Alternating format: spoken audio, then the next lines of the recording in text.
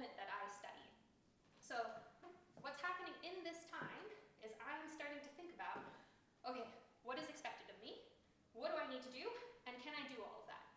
And that belief of how capable I can do managing all of these expectations, am I going to do the pedals right on that one transition? All of that is how we assess our self-efficacy. And self-efficacy is your belief in your capability to perform something. And so, the way that I research this is I talk to a bunch of other performers in this moment before they perform. I simulate it so that, it's not like we're making the audience wait as I interview them. And then I also am evaluating my own practice.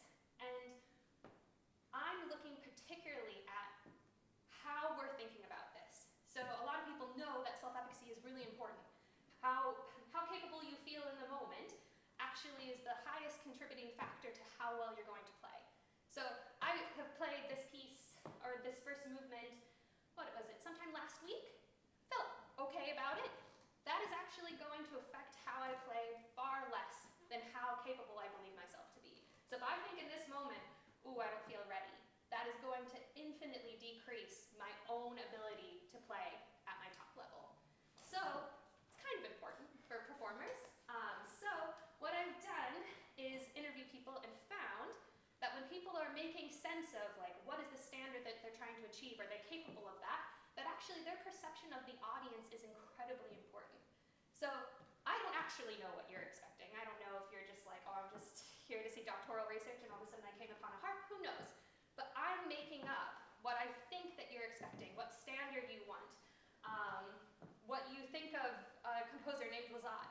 All of that is going into the standard that I create for myself, and then I assess, well, can I meet that standard? And so, this performance here, because I'm evaluating my own self-efficacy, is kind of like my own experimental stage, a little bit.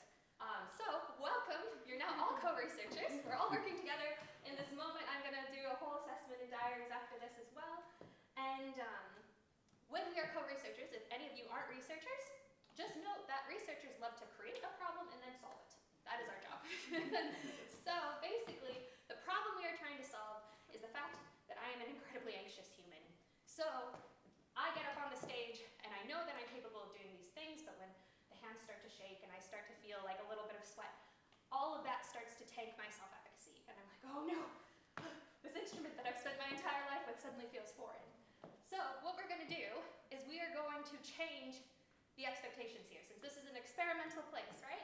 So instead of having a social contract of me just pretending I'm not anxious, which is what I usually do, I just hide my head. I'm like, okay, we're going to pretend that I'm this amazing, confident person, maybe even pretend to be somebody else. I've tried that, it doesn't really work for me. Instead of doing that, what I'm going to do is actually involve you in my pre-performance routine. So instead of it being like I'm going to hide away the fact that I'm anxious, we're going to do a breathing exercise together. We're going to all calm our automatic nervous systems all together, and then I'm going to start the movement. So everybody, let's take a nice deep breath in.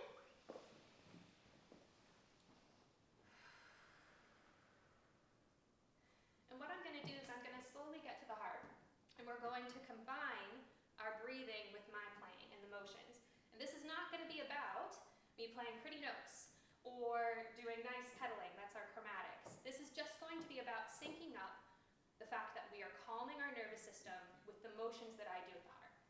So